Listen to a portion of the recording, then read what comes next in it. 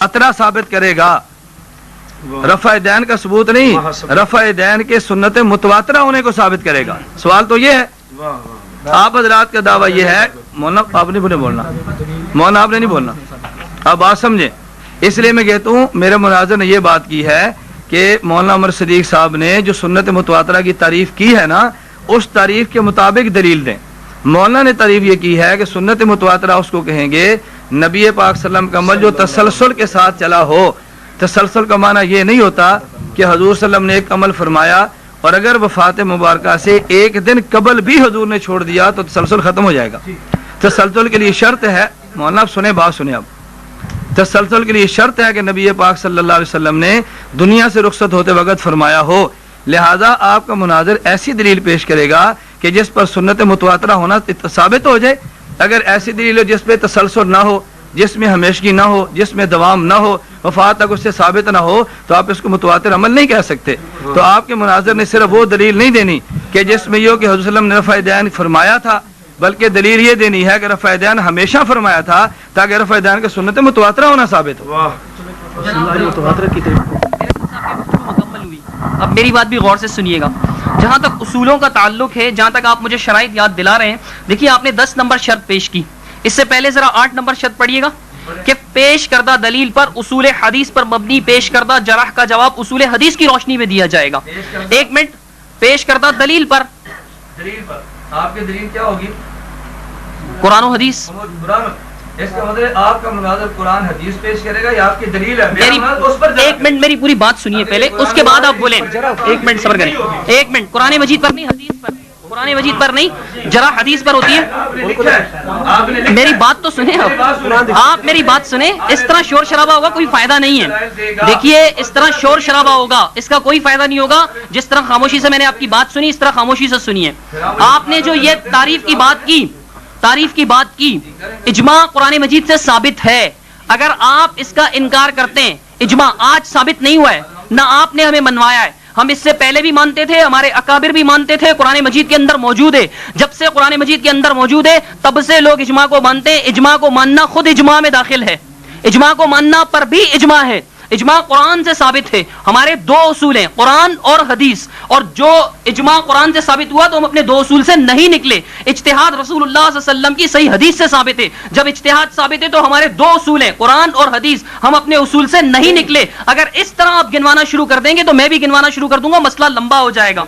बात मुख्तसर समेटते हुए मैं अर्ज करूंगा। आपने खुद फरमाया कि तसलसल की शर्त यह है, किसी अमल के तसलसल, मुतवातिर और तसलसल एक ही माना में आता है।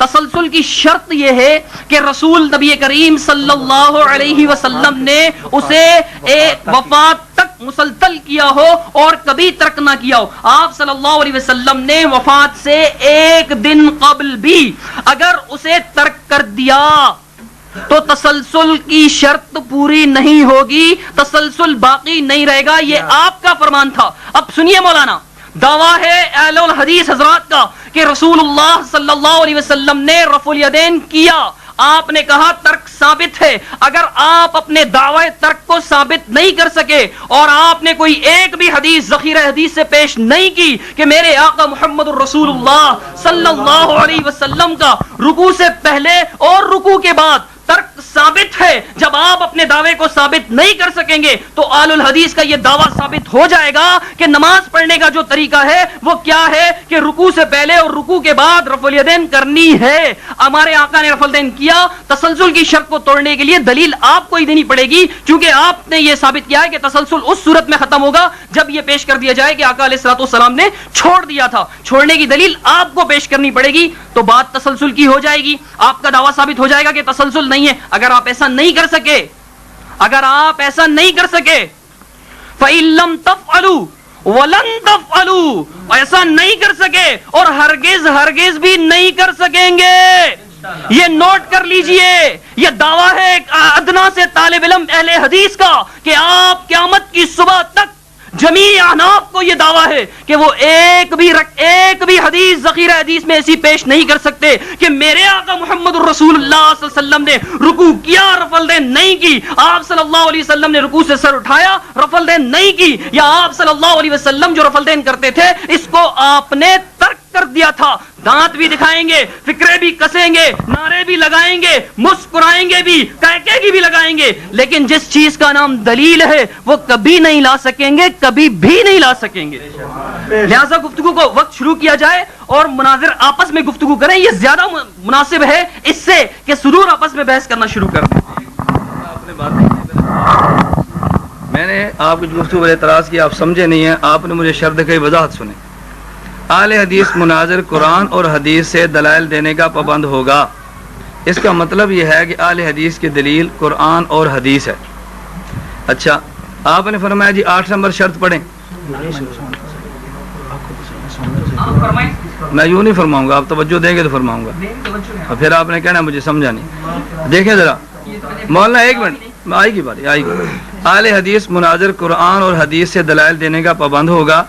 اس کا مطلب یہ ہے کہ اہل حدیث کی دلیل یا قرآن ہوگی یا حدیث ہوگی. آپ نے 8 نمبر شرط پیش کیا, سن لیں. پیش کردہ دلیل پر اصول حدیث پر مبنی پیش کردہ جرح کا جواب اصول حدیث. اس کا مطلب یہ ہے کہ چونکہ دلیل آپ کی قرآن اور حدیث ہے, جب آپ قرآن اور حدیث سے دلیل پیش کریں گے تو اصول حدیث کی روشنی پر جرح ہوگا. جب آپ قرآن اور حدیث پیش نہیں کریں گے تو وہ آپ کی دلیل ہی شمار نہیں ہوگی, اس لیے کہ آپ قرآن اور حدیث ہے. القاموس جو ہے نہ یہ قرآن ہے, نہ یہ حدیث ہے, نہ یہ اجماع ہے, نہ قیاس شرعی ہے. میری بات تو کر لینے دو, کیوں مختصر کیجیے. اب سنو, سنے کا حوصلہ پیدا کرو. ایک بہت بہت اچھی بات, بہت اچھی بات, میں کر لیتا ہوں, شوق پتہ چلتا ہے نا. اگلی ایک منٹ, ایک بات میں اس لیے کہتا ہوں کہ آپ, ایک منٹ. دوسری بات, آپ نے یہ فرمایا کہ ہماری دلیل تو ہے قرآن اور حدیث, لہٰذا جو بات قرآن حدیث سے ثابت ہوگی وہ قرآن حدیث ہی ہوگی. میرا آپ سے سوال یہ ہے, آپ نے کہا اہل حدیث, مولانا استغفر اللہ, نہیں, جو بات قرآن حدیث سے ثابت ہوگی آپ کہتے ہیں قرآن حدیث ہوگی. اچھا ٹھیک ہے, جو مطابق اسی کو ثبوت دیں گے نا. اہل حدیث مناظر قرآن اور حدیث سے دلائل دینے کا پابند ہوگا, اور مناظر اہل سنت قرآن سنت اجماع اور قیاس شرعی سے دلائل پیش کرنے کا پابند ہوگا. میرا سوال یہ ہے, آپ فرماتے ہیں ہم اجماع بھی مانتے ہیں قیاس بھی مانتے ہیں, اگر ہم اجماع پیش کریں یا قیاس پیش کریں وہ قرآن حدیث شمار ہوگا, تو میرا سوال یہ ہے کہ پھر آپ نے الگ 4 دلیلیں کیوں لکھی ہیں؟ اہل سنت مناظر قرآن سنت اجماع قیاس سے, بات تو سنو نا. فریقین کی مرضی سے لکھی, حتمی شرائط فریقین کی مرضی سے, فریقین کی مرضی سے لکھی ہے نا. جب آپ قرآن لکھ رہے ہیں, پھر سنت لکھ رہے ہیں, پھر اجماع لکھ رہے ہیں, پھر قیاس شرعی لکھ رہے ہیں, اس کا مطلب یہ ہے کہ آپ نے قرآن سنت اجماع قیاس شرعی 4 دلیلیں مانی ہیں. قرآن بھی دلیل ہے, سنت بھی دلیل ہے, اجماع بھی دلیل ہے, قیاس شرعی بھی دلیل ہے. 4 آپ نے الگ الگ لکھی ہیں, اس کا مطلب الگ الگ مانتے ہیں, تبھی تو فریقین نے مشرع طے کیا. نمبر 3, آپ یہ جو اب ایک سنت متواترہ کی تعریف آپ کے مناظر نے کی ہے, ایک سنت متواترہ کی تعریف آپ نے کی ہے. آپ چاہیں تو اس کو بیک کر کے نوٹ فرما لیں. آپ نے کہا سنت متواترہ کا مطلب یہ ہے کہ رسول اللہ صلی اللہ علیہ وسلم نے عمل ہمیشہ کیا ہو, تسلسل کیا ہو اور ترک نہ کیا ہو. لہذا آپ کی تعریف کے مطابق متواترہ کیا ہوگا کہ جس میں تسلسل بھی ہو اور ترک کا نفی بھی ہو. آپ کی تعریف پر تو آپ کو مناظر اور پھنسے گا. آپ نے سنت متواترہ کی تعریف یہ کی ہے کہ کام تسلسل سے کیا ہو اور ترک نہ کیا ہو. لہذا آپ کی سنت متواترہ کے مطابق دلیل تب ہوگی کہ آپ اپنے عمل کا اس بات بھی پیش کریں اور نفی بھی پیش کر دیں. یہ آپ کی دعوت آپ نے کی ہے. نمبر 4, جو آپ نے فرمایا جی میں چیلنج دیتا ہوں, میں چیلنج دیتا ہوں, آپ شوق سے چیلنج دیں, آپ کو حق حاصل ہے, میں آپ کو چیلنج دینے سے منع نہیں کر سکتا, لیکن چیلنج میں بھی دیتا ہوں کہ سنت متواترہ کی جو تعریف آپ نے کی ہے کہ نبی پاک صلی اللہ علیہ وسلم نے عمل ہمیشہ کیا ہو اور ترک نہ کیا ہو, اس شرط کے مطابق ذخیرہ احادیث سے اپنے عمل پر ایک حدیث بھی صحیح پیش نہیں کر سکتا. میرا بھی چیلنج ہے, جو تعریف آپ نے کی ہے اس تعریف کے مطابق جس میں عمل بھی ہو, آپ کا دعوے کا نفی بھی ہو کرنے کی, جن مقامات اس کا طرف بھی ہو اور دلیل بھی صحیح حدیث ہو جس پر جرح نہ ہو, آپ ایسی ایک بھی پیش نہیں کریں گے. جب آپ پیش فرمائیں گے تو پھر میرا مناظر اس پر جرح بھی کرے گا. اس لیے میں نے آپ سے گزارش کی ہے, آپ اپنے مناظر کو, جو میں نے بات شروع کی شاید آپ نے اس کو سمجھا نہیں ہے, میں نے گزارش کی تھی کہ ہمارا مناظرہ رفع الیدین پر ہے, لہذا اب اپنے مناظر کو پابند کریں کہ وہ رفع الیدین کے موضوع پر دلیلیں دیتے رہیں اور باقی بات کو نہ چھیڑیں. اگلی بات کہ مقلدین کیا حجت کس کا قول ہے, مقلدین کیا حجت کس کی تعریف ہے, مقلد کیا حجت کس کو مانتا ہے, قول کس کا مانتا ہے, یہ باس بالکل الگ تھلگ ہے. اس باس کو نہ چھیڑیں, ہمارا جو اصل موضوع ہے اس کو چھیڑیں. اگر آپ نے اس موضوع پر گفتگو کرنی ہے کہ مجتہد کا قول مقلد کے لیے حجت ہوتا ہے, یہ بات ٹھیک ہے یا غلط ہے, آپ اس کے لیے الگ بات کریں، ہم اس پر مناظرہ کر لیں گے، لیکن اصل مولانا دیکھیں، میں اس لیے کہتا ہوں پہلے اس مطلب یہ ہے کہ آپ اس سے بھاگنا چاہ رہے ہیں، جو مناظرہ کیا ہے نا اس پر لگائیں، آمین، میں کہتا ہوں آمین۔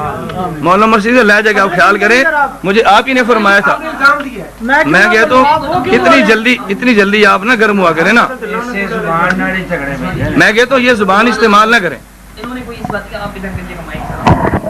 دیکھیے پہلی بات تو یہ ہے کہ قرآن و حدیث اہل حدیث کا دعویٰ ہے، ہم اس دعوے سے ہٹے نہیں ہیں۔ قرآن و حدیث سے جو چیز ثابت ہے اس کو ماننا، قرآن و حدیث کو ہی ماننا ہے۔